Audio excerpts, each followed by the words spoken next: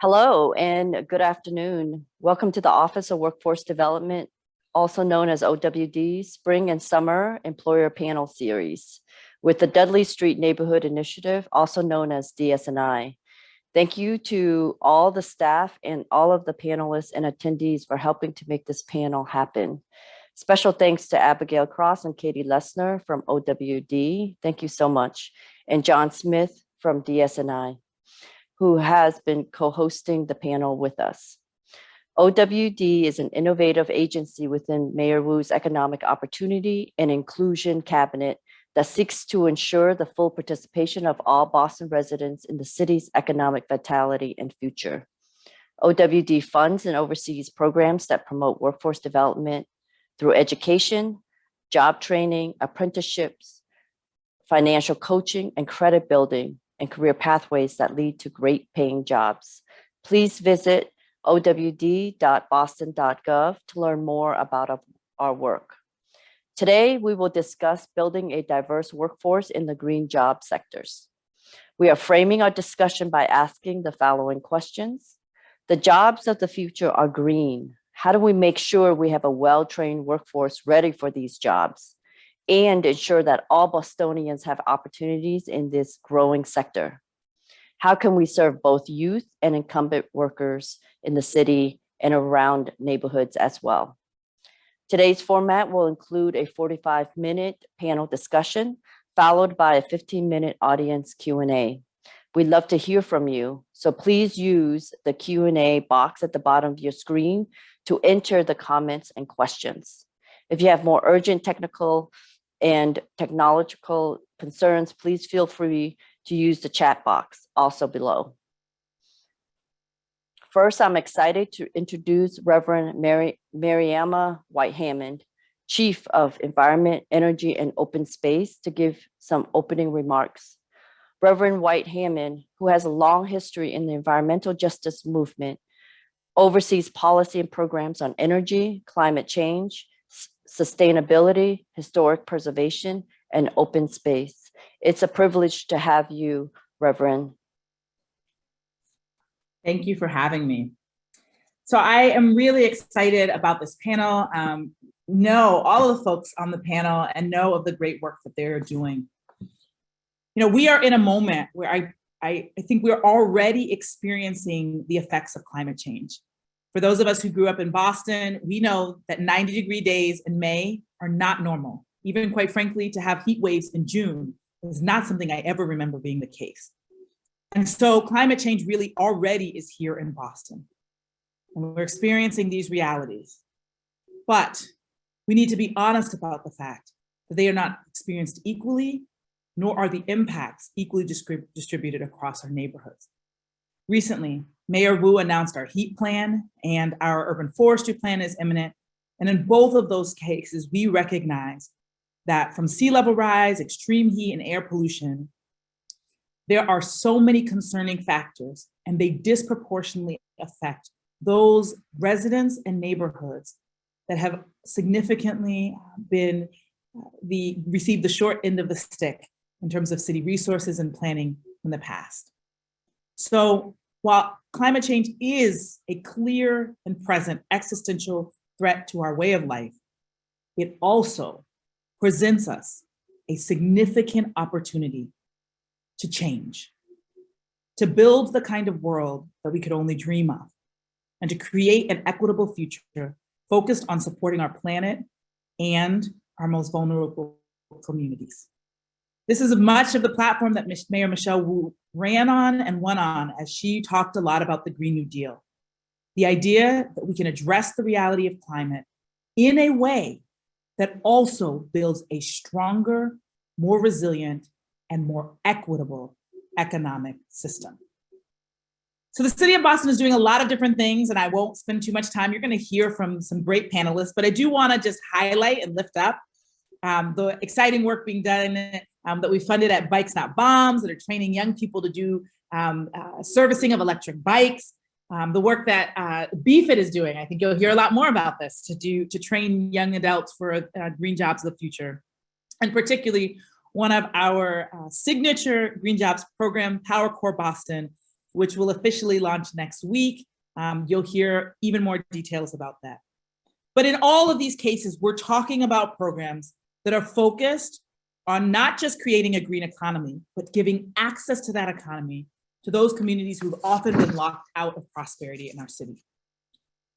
We're also excited that this is budget season at City Hall, and Mayor Wu has proposed $6 million in ARPA funding to support Power Core, and we will continue to be working with green job providers across the city to really figure out how we can support their work, both with city funding, but also helping them to access more state funding. And so I hope that as you lean into this conversation, as you hear from exciting leaders who are at the forefront of this work, that you're not just celebrating the work that's already happening, but I think thinking about how you can be an even greater part in this work. The reality is climate change is an all hands on deck reality. We need everyone to be in the conversation and figuring out what they can contribute. You're going to hear some exciting examples of the ways that folks are doing that.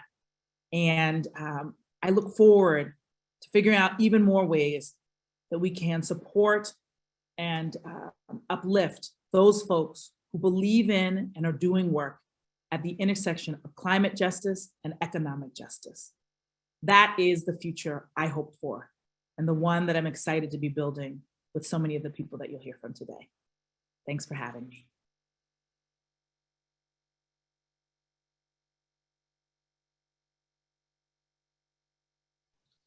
Trin, you're muted.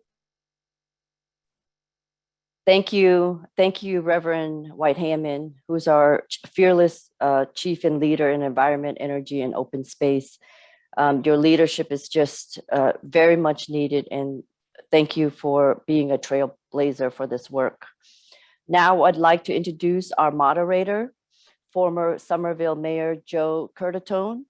Mayor Curtatone currently serves as president of Northeast Clean Energy Council, a driving force behind the formation of a diverse climate economy. Previously, as mayor of Somerville, he championed a net zero action plan for his city with a strong focus on equity. Please welcome Mr. Joe Curtatone. Thank you, Trent, and good afternoon, everyone. And thank you for joining this important conversation, convening and panel discussion today. My name is Joe Curtatone. I served in municipal government for 26 years, the last 18 as mayor of Somerville. I'm passionate about cities, people, and communities that we keep at the center of our work, no matter what we do, to improve their lives, well-being, and opportunities. And my work in this frontier is because of my experience in cities and what you're leading all in the city of Boston, the intersectionality of climate action to and with economic opportunity, business development, racial and social justice, public health and transit equity, everything that is important in our lives. So with that, I'm excited to moderate this panel, and I'm going to ask you to welcome panelists. I put up, if I didn't spell anything incorrectly, their titles, official titles, and please, if you don't know of them, check them out. Extremely bright, passionate, progressive, and value-based, and leaders in our communities. I want to welcome Ms. Alicia Barton. She's the CEO of First Light Power. Mr. Davo Jefferson, the City of Boston Workforce Development and the Executive Director of Power Core Boston. Dr. Marvin Loazzo, he's the Dean of Academic Affairs for the Benjamin Franklin Cummings Institute of Technology. And my good friend and fellow Somerville resident, Mr. Kerry Bowie, the founder and president of Browning the Green Space. So folks, please join me in welcoming our panelists. And I'd like to say thank you for them for participating today. I also want to first say thank you to the Mayor Wu's Office of Workforce Development in the City of Boston, and Dudley Street Neighborhood Initiative and Green Jobs Panel, as well as Abigail Cross, Trin Nagai, and John Smith, and of course, Joyce Linehan, for all the work they did in facilitating and leading and assembling this important conversation today.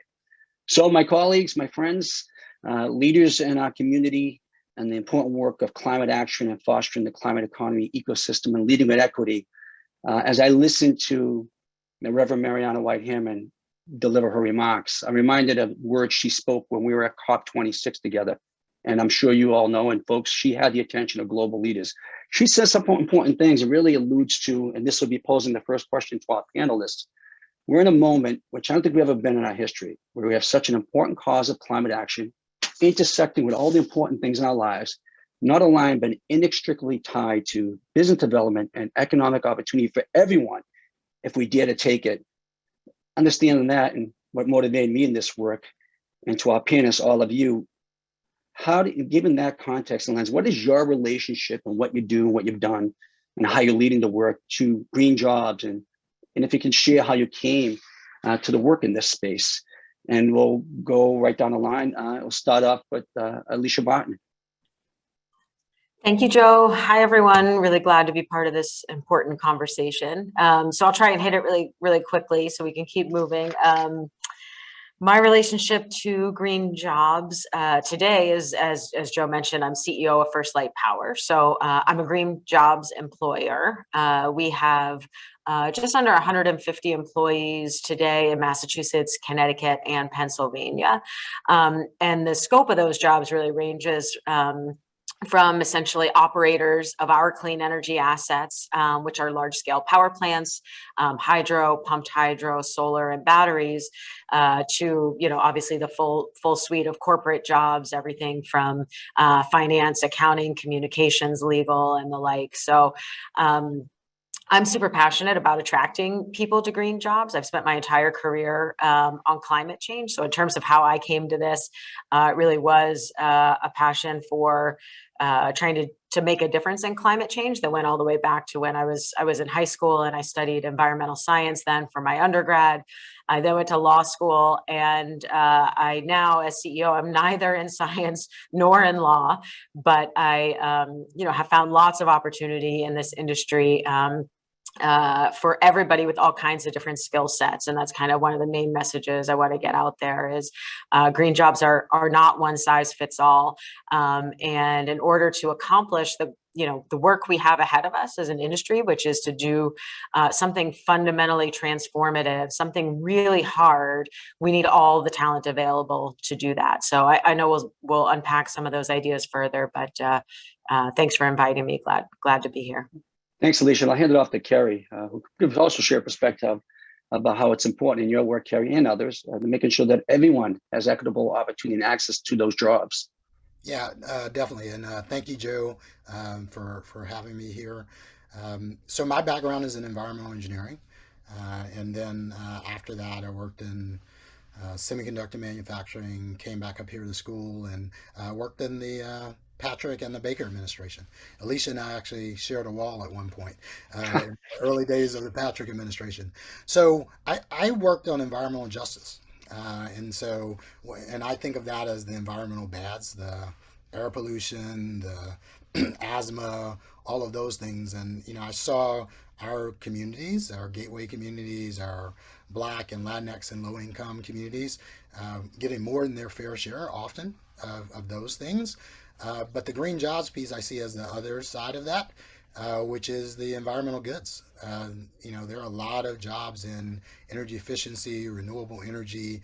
And for me, I thought it would be adding insult to injury for us to get more than our fair share of those environmental bads and miss out on those environmental goods. And when I was the director of environmental justice, oftentimes when I would talk about climate change and greenhouse gases, the first thing I would hear from those folk in those gateway communities or in Boston and Roxbury, Dorchester, Mattapan, East Boston, Hyde Park was not about that piece, but we need jobs.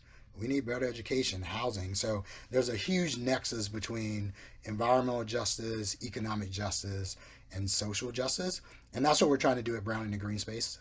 Our vision is a just energy transition, and our threefold mission is to create jobs, build wealth, and reduce energy burden. So I think this panel is mostly about that first part of that mission is creating jobs.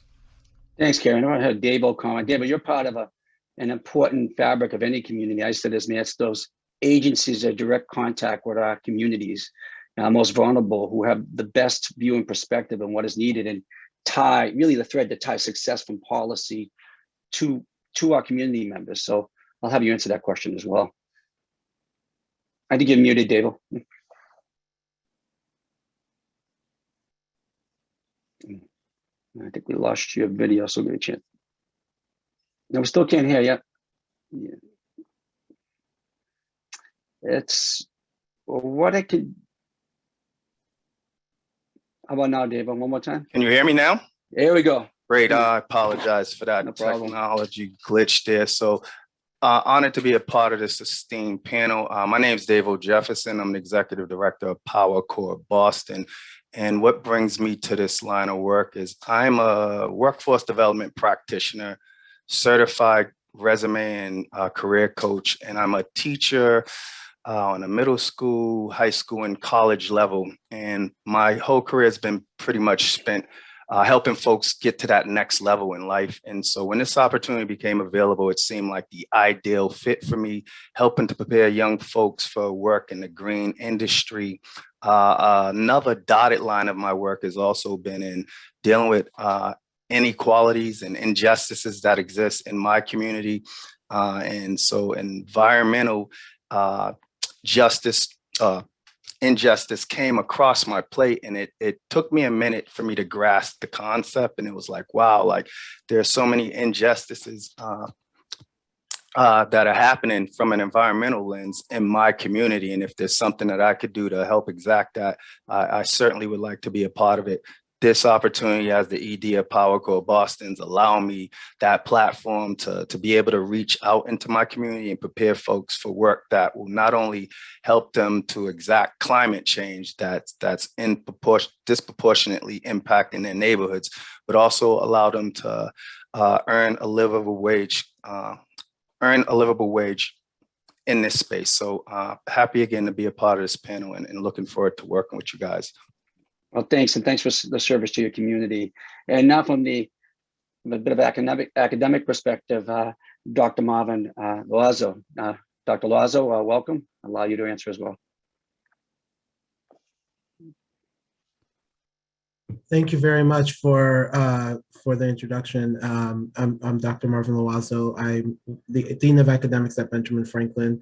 And one of the things that we do here is we're looking to become the training provider for the clean energy space. And so we've created programs with all of our programs, opportunities for students to learn the skills that they need in the clean energy space. So if you look at many of the programs that we offer at Benjamin Franklin, a lot of the courses really has some opportunities to work in the energy efficiency space, like HVAC with heat pumps, and our renewable energy technology program, and all the different areas that we offer in practical electricity and in automotive technology that's focusing on electric vehicle technology. So there's a lot of different programs that we offer that really allows us to provide opportunity for students to get into the clean energy space. And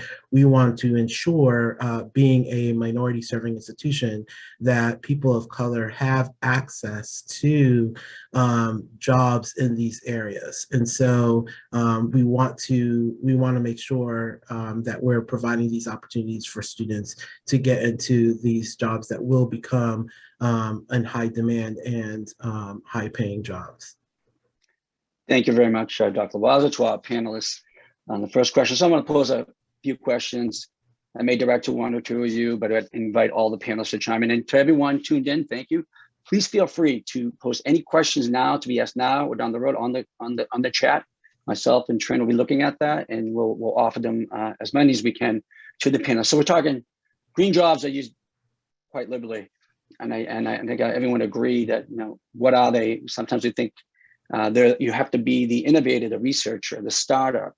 There's incredible opportunity across the spectrum. So I guess first for Alicia, what do you think of green jobs? And I had a conversation briefly. I know, full disclosure, I'm a privileged white man who's come into an industry that's like many the tech and corporate world, and that's the culture, right? You look around, people look like me, but BIPOC people, poor people, Black, brown, women, there have been a lot of barriers, and there still are, and there are so many opportunities. So for Alicia, what can we do to get more women to consider working in clean energy and other kinds of green jobs, and also to incentivize them to come in, that we don't have any perceived barriers or actual barriers?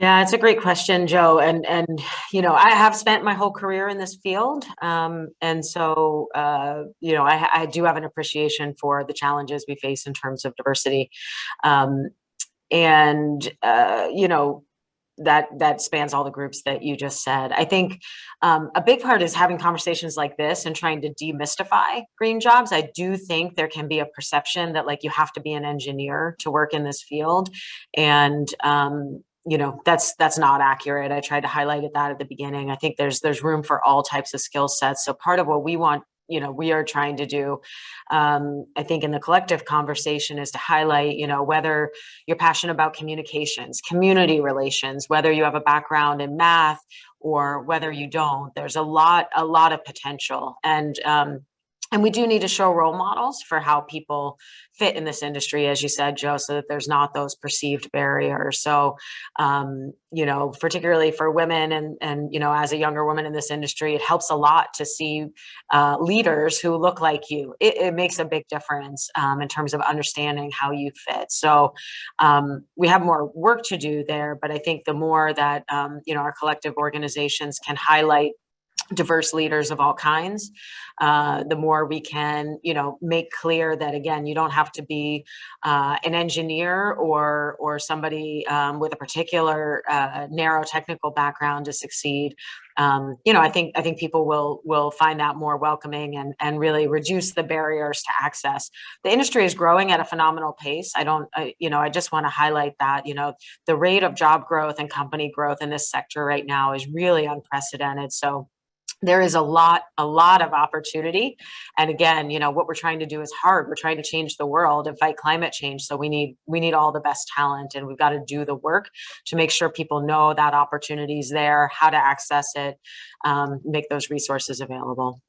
Thanks. I don't want to get to the pathways of jobs and go to Dave in a second, but first, Kerry, I mean, your organization now, Brown in the Green Space, I want to make sure people understand you're fighting for everyone who's run into those barriers.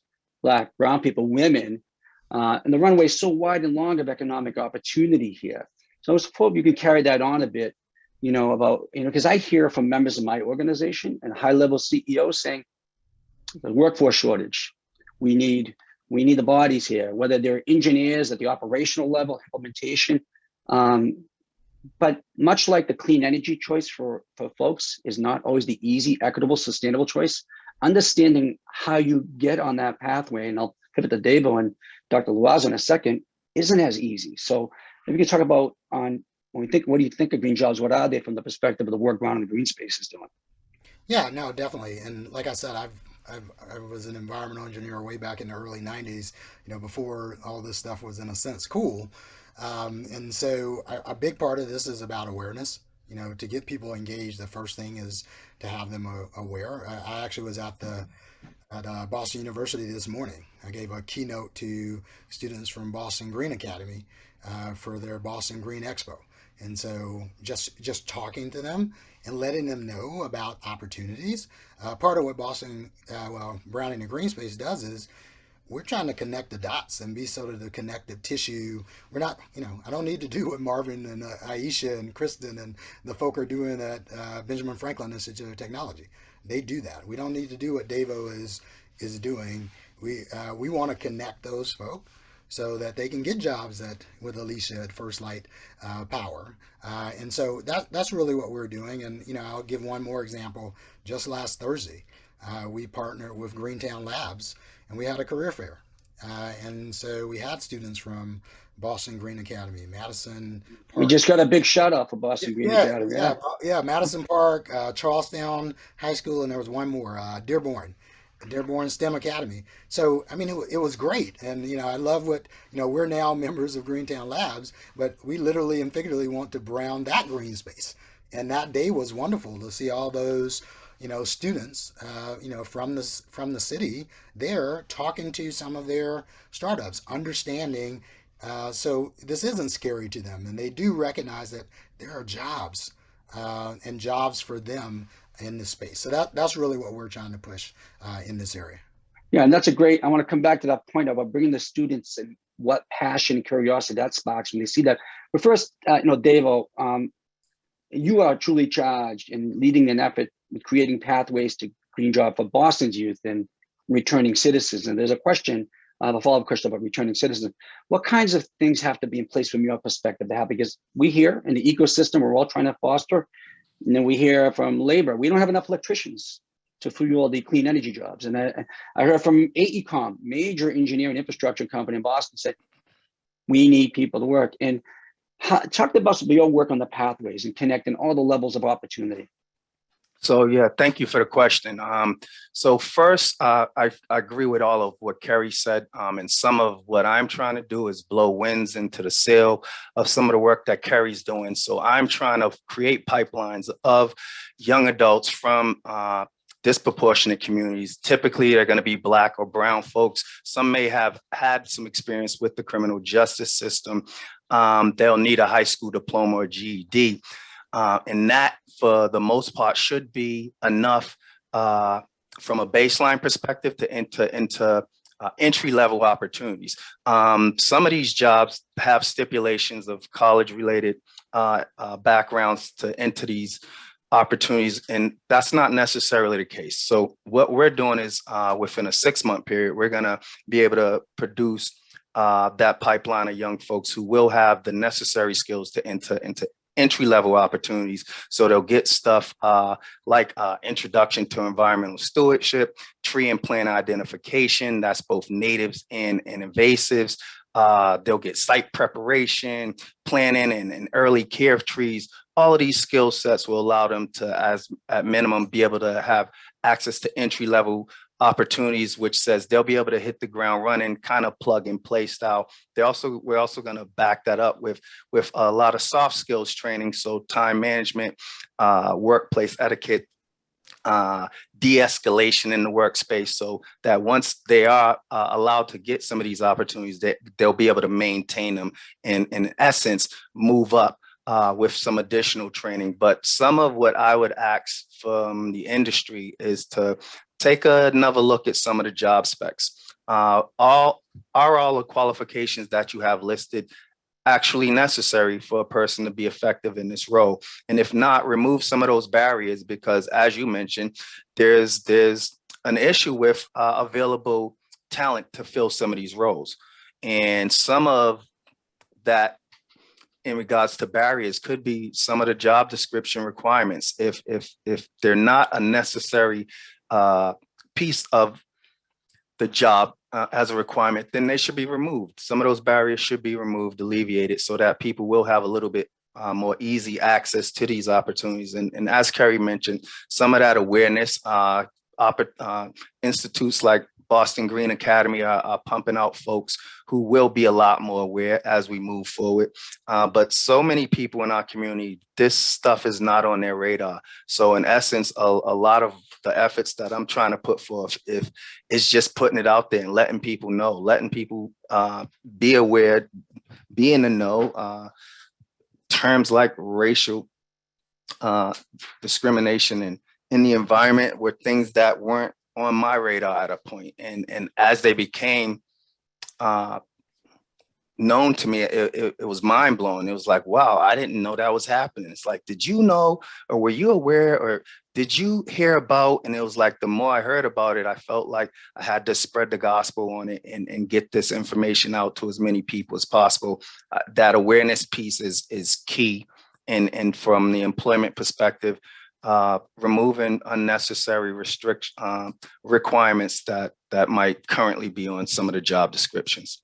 Thanks, Dave. And I want to make sure you saw it. I don't know if I heard it from the Office of Returning Citizens. Robert Turner asked, can returning citizens access training and employment in this green space upon release from incarceration? And if so, what are the next steps? You touched upon it, but I want to make sure you clearly heard what you said. Yeah, so that's Robert Turner. Rob, how you doing, brother? I sent some information out to the good brother Rupert. So Rupert should have our flyer, our link to our application portal, and we are absolutely a Corey-friendly program. And our workforce development manager, Taylor Powers, is working very diligently to identify private company partners that will be Corey-friendly for our participants who may have some of that background coming out of our program. Thanks, Dave. And I want to turn to Dr. Nolazzo on a couple of questions, but carrying on from this one about from the perspective on the academic side and what are green jobs. And I want to add to the context of the answer, Dr. Loazo and others. We have this perception that all the opportunity is accessible only from the elite institutions. And I'm affiliated at the Kennedy School in BC. The talent and abundance is coming out of our career technical education programs, our CTE programs in all our cities, the community colleges, the technical institutes, and our public universities as well. So from the students at Benjamin Franklin Cummings Institute of Technology, from your staff and team, how are they viewing how we define green jobs? What are you hearing? One of the things that we do at Benjamin Franklin is we have an industry advisory board that sits down and goes through our curriculum. But in addition to that, we ask them these questions and we have those conversations. We say that we are working with the returning citizens population. Can they get these type of jobs? Do you have to have a bachelor's degree for these specific jobs? We are working on developing a new program in biotechnology. And one of the things that we had said, it was a requirement that everybody getting in that job have a bachelor's degree. Well, we said, is that really necessary? And, from their perspective, it's like, oh no, they don't. And so, we have those conversations, and it's very important for us to be able to build those relationships with the industry advisory board, because while they're helping us develop our curriculum, we're also talking to them about these very subjects and saying that these are the populations that we serve. Will you hire them? And so, we have those specific conversations. It's very important for us to be able to build those relationships with the industry. And by doing that, we also build partnerships with organizations like Browning Industry Green Space and other organizations that we can, to ensure that the students' experience is a great one, and they're getting the skills that they need to get the job. So we're providing them with the opportunity, we're providing them with the skills, and they will be successful in the jobs because of the feedback that we're getting from the industry advisory board, and working with them to make sure that we're preparing them for the job that they're hiring these students for. So it's building that relationship, building that collaboration, building that partnership, and educating everybody about the opportunities that there are in these areas. And one of the things that we do at Benjamin Franklin is that we make sure that there continuously is job opportunities, job growth in those specific areas. And if the job market goes down, then we start to think about and assessing, okay, we need to either determine that we need to discontinue this program, or we change it around a bit so that it's attractive to employers to hire our students. So we're not going to keep programs that students can't get jobs. So that's why we have a high job placement rate, and we're able to get secure students with employment after they graduate. Well, thank you. And I want to stay on this before I turn to a question in the chat, some themes that came out. And Kerry shared a story about bringing students to Greentown Labs. For those who don't know, Greentown Labs is the largest climate tech incubator in North America. And they're right here in Somerville, sort of in Boston area. We have entrepreneurs, innovators from all over our city and city region. One of the graduates of Greentown Labs and came out of our accelerator, the Northeast Clean Energy Council, Clean Tech Open, is a young man, and he's a CEO of his own company, Josh Aviv. Young African-American man from Buffalo, New York, went to school in Syracuse. And as he told me, I was dumb enough one day just to go to this seminar or discussion about how to become an entrepreneur or start your own company. In 2014, he started Spark Charge in his dorm room. And if it's familiar to you, that's because he won Shark Tank regionally. He came through the programs here since 2014, opened up a company in Somerville on Dane Street, 30 employees, just raised almost $25 million and moved to Assembly, where he has over 100 employees, and he is national. And he stressed to me the importance of seeing that through that lens, and the opportunities vary and they're great in what is possible.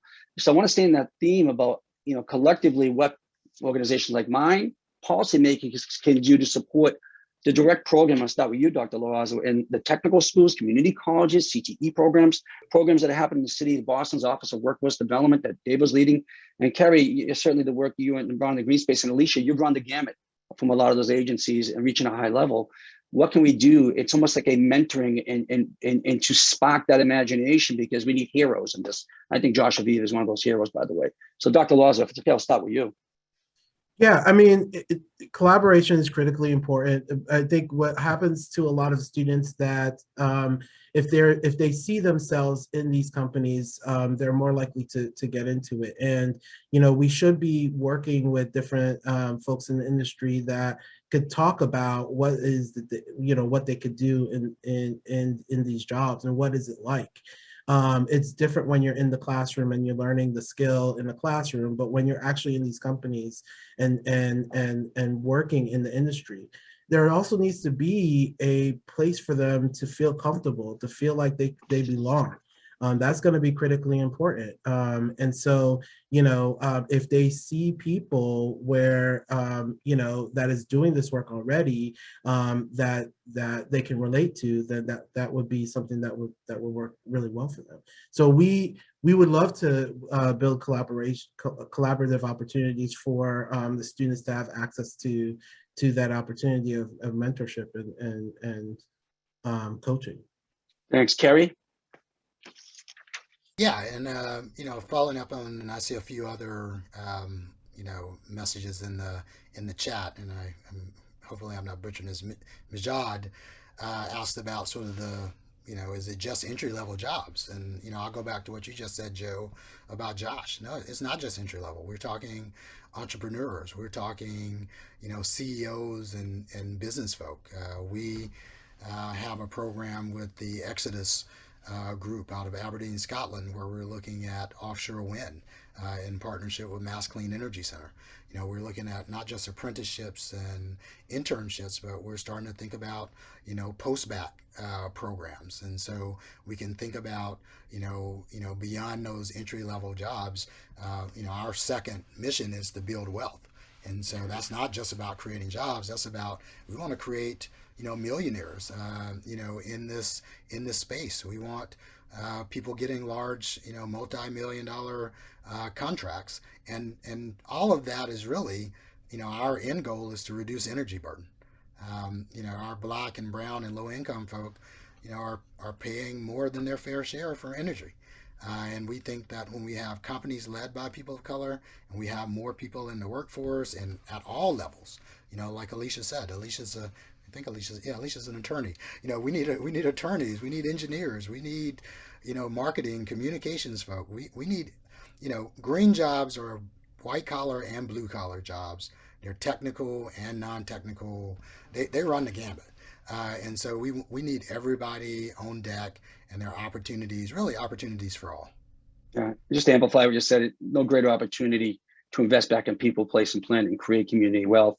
And staying on that, so Alicia, just on that theme, our green jobs are a good path for workers who are underemployed or working in shrinking industries. If they are, what supports building this from your perspective? And you've come through some challenges to rise to the heights of corporate leadership we're at now. What kinds of supports do they need to be in place for them to have the possibility to achieve that? Yeah, thanks for raising that, because, again, in many parts of the economy,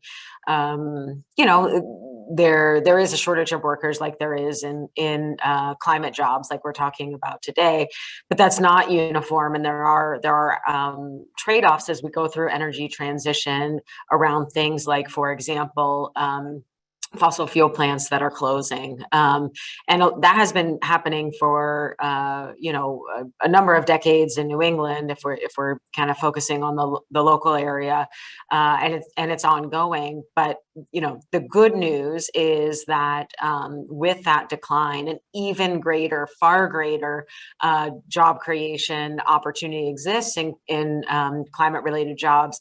And the skills that come out of that industry are directly transferable, sometimes with, some additional training, and we can, again, talk about, how to get access to those things. But, in many cases, minimal training. I'll talk about the story of, that we've been living at my company. For example, we have a number of employees that operate large scale clean energy assets, hydropower assets out in Western Massachusetts, where I'm actually sitting today. And in recent years, we have been directly hiring a number of people that are coming out of a shrinking workforce at a nearby fossil fuel power plant, the West Springfield station, which is now going to close, which again is a challenge. Those types of transitions are hard, but we have been able to help a number of those employees come over to our operation, transition into clean energy jobs, and frankly, they've been able to do that in our case with on-the-job training, without formal education. The barriers do not necessarily have to be high. We have found that that's been a very natural transition and progression, and outstanding, employees that we've been able to add to our outstanding team here in Western Mass through that. That's not always the case. And I just want to highlight, and Carrie mentioned a moment ago, Massachusetts Clean Energy Center, through recent legislative efforts, for example, they do have dedicated funding programs specifically for retraining workers and focusing on job access opportunities for people coming out of traditional energy backgrounds, where those industries may be seeing declining opportunities at the same time that clean energy jobs are growing. So that is, again, it's going to be a little bit specific depending on the situation, but, working across the board through direct employer, participation and placement, working through, and sometimes, other institutions and training programs that Mass CEC might run. I do think there's a lot of opportunity. That's not limited to, the fossil fuel industry, for example. I think, again, lots of opportunities for people to make a transition. Again, if you're, in finance or marketing or something like that, it could be any industry. If the opportunities you're seeing are not growing, I want to encourage you to look at the clean energy industry, because we definitely are growing and need, again, as many talented people as we can to try and accomplish what is going to be a just critically important mission ahead of us. Great, and I'm going to set context as I shift this to Devo and Dr. Loazo, because I'm psyched because we're getting questions from LaVille, Carrie, from Somerville, on cities. That is right in my bailiwick right now. But some things that were touched upon here, and for folks, for context, the investment in clean energy jobs and climate tech jobs is at a rapid pace. There's this perception that we're taking away fossil fuel jobs. Well, fossil fuel jobs are fading out because of machination, technology, and clean energy jobs are well outpacing them. Investment in the last year and a half, just from VC on the climate tech side. And we say climate tech, clean tech, think of climate tech as renewables and so forth as clean tech, but also all the other jobs, as has been alluded to here, construction of, adaptation, retrofitted buildings, resiliency, transportation. There was a 3,250% in VC investment increase the last year and a half, and even the last several months, more than 60% increase of traditional institutional lending. And even as before us is probably a reset in the economy, there's much insulation on the climate economy sector because so much capital out there. So opportunity for jobs. That being said, to David, there was a question from the Ville, and for Will Lockmere, who represents the Workforce Development Economic Development Agency in the city of Somerville, is can you discuss what employer involvement will look like in your training? And then I'll talk about the second part of it because it's something I'm passionate about. And on this question, Dave, we hear from member companies in our organization. They're struggling to understand how to engage. And this might be an opportunity to bridge so much of the work organizations, institutions like all yours are doing with folks who are out there looking for the workforce and have the capital to invest and support those efforts. To you, Dave. Great. So great point. What I would say to that is a few things. One, from an employer perspective, our curriculum has some flexibility in it. And so some of what will be built into our curriculum, conversations that we'll have with employers and investigating where their pain points are. So where might we be able to come to the table with some value added from the talent that we present to you? And so from that entry level perspective, again, like what are some of the low hanging fruit that would be available for us from a training perspective that we can make sure that our participants were trained in that space. And once they've completed the program would be ready to roll, plug and play into a private owned company. So some of that would entail having conversations with employers and investigating what are some of the things that they need for some of the openings that they'll have. There's Attorney Alicia mentioned a shrinking workforce. There's also a aging workforce where folks are aging out. And so if you take a look at like building operators as an example, I always, in the most respectful way to anybody from an age perspective, some of the folks that are in these places, I think of like my grandparents, and my grandparents say things like Face Page and Instabook. And it's like, I don't want to learn that technology stuff, but that's kind of where building operators work is going as it becomes more technologically advanced. They electrify the work that's being done there. It's shifting from a fuse box, as an example, to something that would be more facilitated on a tablet or a smart device. And so you need folks who are, one, willing to learn that new technology, interested in it, and would be prepared and able to go into the workspace. So for me, those are conversations you'll have with both private and public sector folks who are in positions of power from a hiring perspective to say, what types of things could we train folks for that would be useful to you? And so that's how we would inform those kinds of conversations and use that information to apply it to our curriculum and make sure that we're producing talent that's going to be sought after in the workspace. Thanks. And I want to get to the city stuff real quick, but to you, Dr. Loazo, carrying on that, where do you see that role and really the opportunity, I'd submit, for industry and cities and state possibly to leverage the incredible academic ecosystem of our technical institutes, our community colleges, our public universities, CTE programs, to carry on what Davo just answered? Yeah, so there's lots of opportunities for us to work with cities and agencies in the clean energy space. And, but the biggest piece is that we've got to educate the community about these opportunities. And the way to do that is to show them, right? Show them what is there, show them what opportunities. So let's start with the Boston Public School Systems. We're building a lot of buildings there. There's a lot of reconstruction happening there, and all these new spaces like Dearborn STEM Academy that has a brand new facility. What does that facility mean? What does it look like? It's not just a beautiful location, the beautiful space. They have a lot of technology in there. Building automation systems is the area that a lot of people don't even know exists, and is a great career where it's all about smart technology and how that is energy efficient. And so, those are some of the things that we are looking to build upon and partner with all these organizations about. And we're looking to develop like small boot camps to educate people about these opportunities.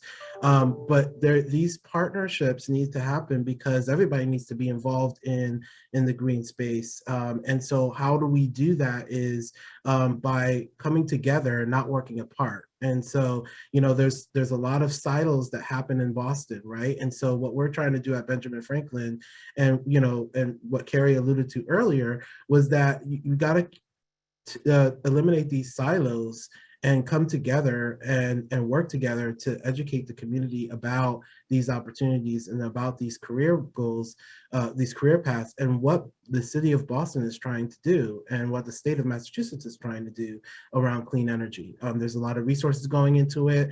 And so we want to make sure that some of those resources are going into our communities. And so we have to work together and collaborate and build relationships, partnerships, so that we can make this all possible. Yes, and we have about 10 minutes left, and we're trying to get as many questions as possible. Dr. Loazo, you bring a good point up, and I'm going to go back to my passion, which is cities. The cities are, if I learned one of many things at COP26, is there was a clear recognition we are not including the city level on policy, on activism, on leadership. We know that more than just over half the world's populations lives in cities, regions, and by 2050, more than 2/3 will live in cities and city regions. We're the largest emitter of greenhouse gases, but also we can have the greatest impact in creating economic opportunity, drive the needle for climate action. But we need to act regionally when we think about here. So I'll point to Massachusetts because I've always said this as a mayor, as a staunch regionalist. I chair the Metropolitan Mayors Coalition. more than a decade. And I'm excited that Boston is pushing out front to lead this conversation because they're the hub for a reason.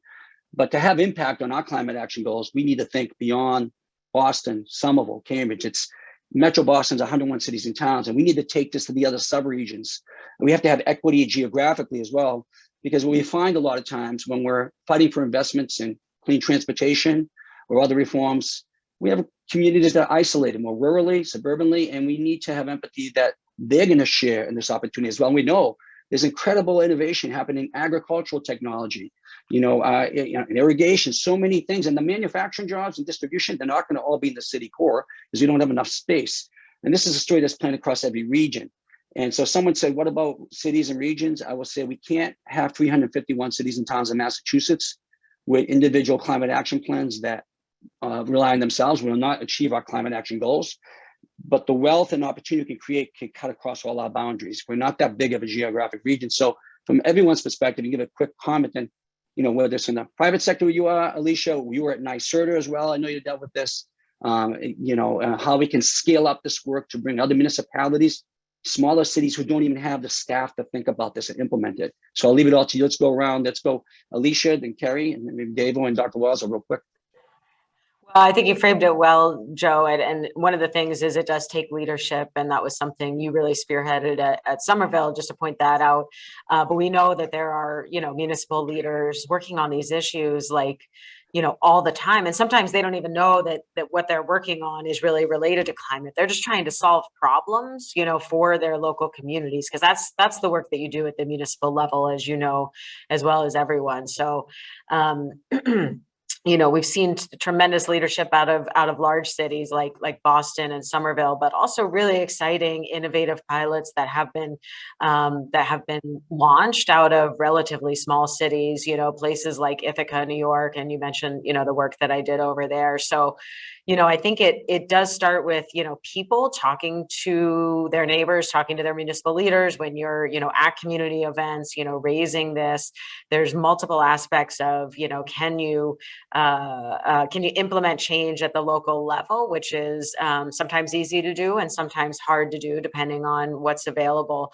If it's hard to do, can you go to an entity like a Mass CEC, for example, or the state of Massachusetts through its Green Communities program, has grants that are available and are intended to do things like energy efficiency upgrades or charging installations at municipal buildings. The small stuff really does add up because once people see this in action in their community, it's demystified, right? Like it's not now just something that people are talking about, but is it really real? Does it really work? If they see their community going to electric school buses, that's something that makes it real, not to mention the local environmental benefits that come along with that. So I'd say everybody has a role in leaning into that local action, which can be so powerful and can really get traction in a way that some of the things that the President of the United States talks about might not seem so real to people, but when they see it in action in their community, it makes a big difference. Thanks, Kerry. Yeah, thanks, Joe, and this has been great. When I think about William's question about cities, as we think about green jobs, I think the connection for me is companies. People, job seekers need places to land. And so one of the things that municipalities, cities, and even large corporations can do is support companies, especially those companies led by, Black, Latinx, Indigenous people. Because they oftentimes tend to hire more Black, Latinx, Indigenous people. Alicia mentioned Ithaca, and they're not Massachusetts based, but I think of our partners, Donnell and Keefe at Block Power. They're doing some great work. And Devo talked about EV charging. Yvette and Camille from Charger Help out in LA are doing some great work. And certifications for electricians. You don't have to even go to a 2-year institution like, BFIT or another. There are jobs along the whole continuum and spectrum. But the important part about cities is, they're large budgets, large opportunities. And to me, this is different than the private sector. Cities are getting their money from everybody. They're getting their money from taxpayer dollars that are really diverse across the city. We want to see those taxpayer dollars, reflected in their, your purchasing decisions. Robert was mentioned before. Nicole Obi on our board runs the Black Economic Council of Massachusetts, and they have a vendor advisory council. We've been having conversations with a number of cities in the Commonwealth and going, how do we do this better?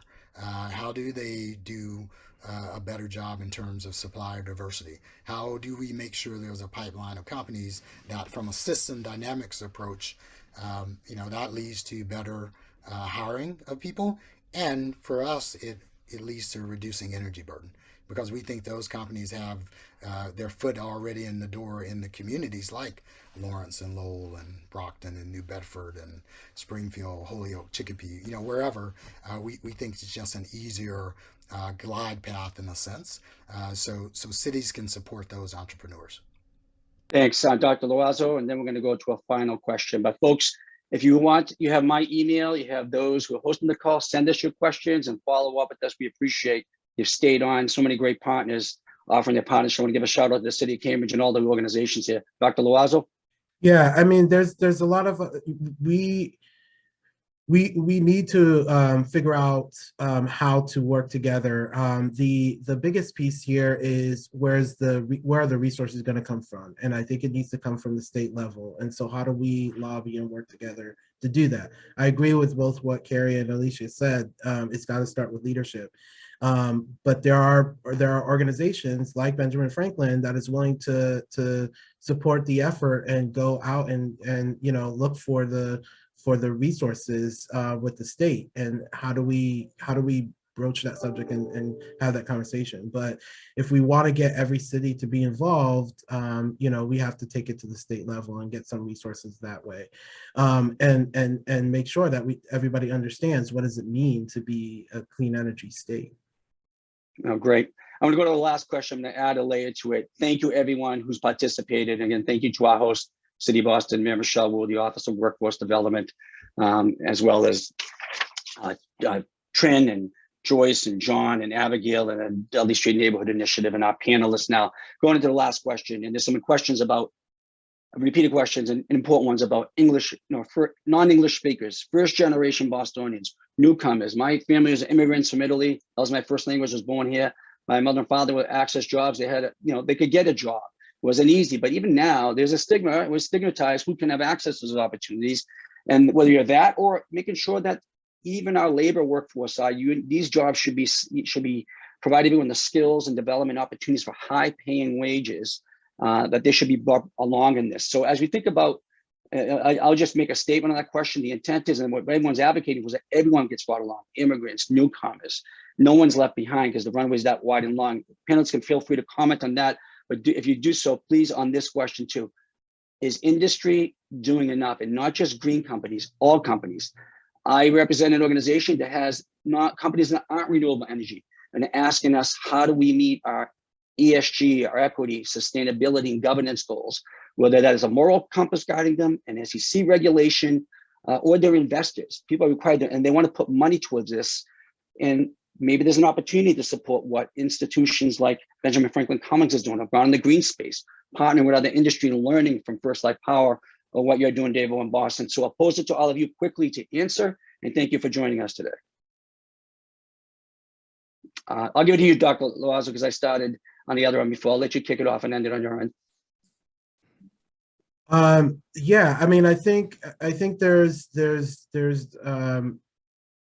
some great opportunities here in the green energy space, and Boston, I think, is doing a really good job with, setting the standard and setting the goal around, changing everything, and going from, going into the green space by starting the Boston Green Ribbons Commission, and, looking at from not just, just the offshore wind technologies, but also building automation systems, energy efficiency vehicles with the MBTAs, creating hybrid vehicles, using heat pumps in HVAC systems, and getting more energy efficient ventilation systems. And so all those things the Boston Green Ribbon Commission has been working on and we've been a part of, and looking at different ways of how to get everybody together to work to get this done. So we just have to continue to look at every single area and every single space and how everything is really energy efficient. And we just launched our new Center for Energy Efficiency in the Trades, and creating opportunities where there's this green technology in every single part of the programs that we offer. And it's really interesting to see what is out there, what companies are out there that's providing these opportunities for students, and we need to do a deep dive into that. So, thank you, Dr. Lazo. Carrie, then when we're done, I'll hand it off to Trent after Alicia and Dave. Yeah, so I'll try to address both of the things you brought up. So one on the like English isolation or English as a second language, or I'm a former director of environmental justice, so I know that the language piece is important, regardless of what is race or ethnicity, how much money you make, but what language you speak.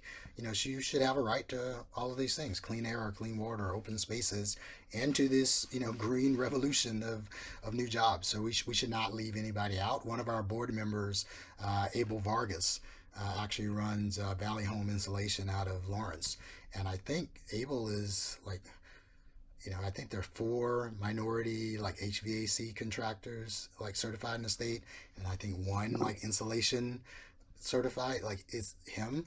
Like, to your question of are they doing enough? That's broken. That's not working. 351 municipalities.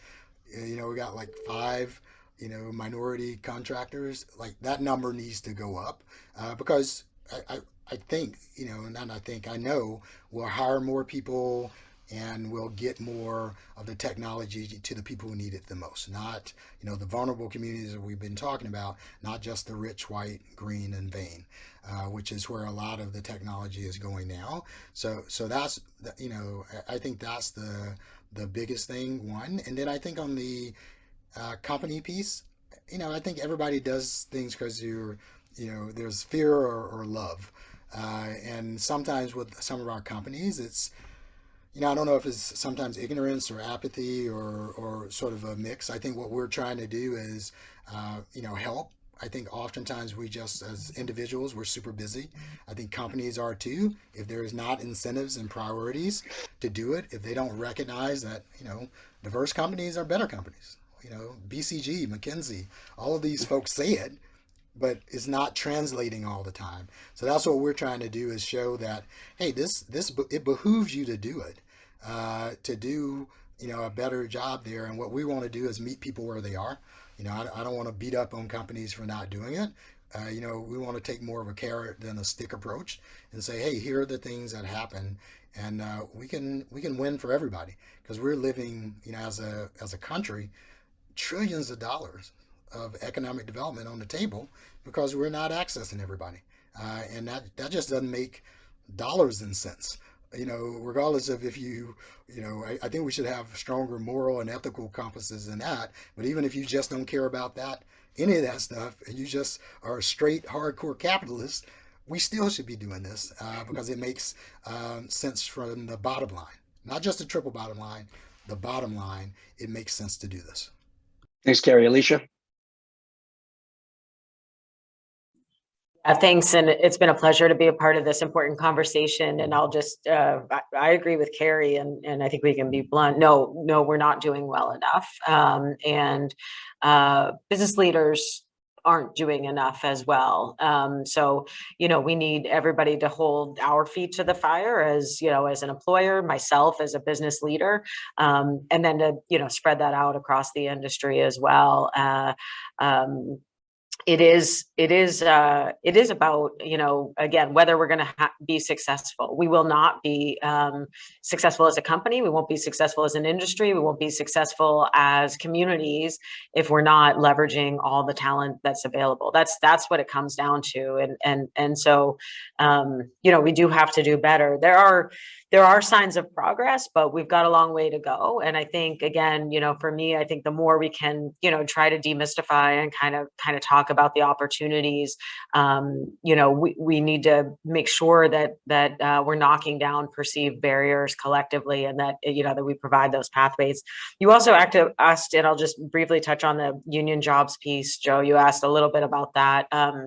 We are a proud union employer at First Light, and I do think unions are not the only way into this industry. I just want to be super clear about that, but they are, and one of the important ways into the industry. And they do provide, long-term training and connections to organized efforts that that are going to be, related to growth. Offshore wind's been mentioned a couple times, and the state of Massachusetts, as well as other states, are really focusing on ways for those companies that are going to build offshore wind to build partnerships with unions. They're also looking at ways to directly bring in subcontractors and workers who are, again, from minority-led contractors, like the ones Carrie was just talking about, but focused on, construction and other aspects of the offshore wind industry, which includes maritime industries, for example. So, some of those institutional pathways are being opened up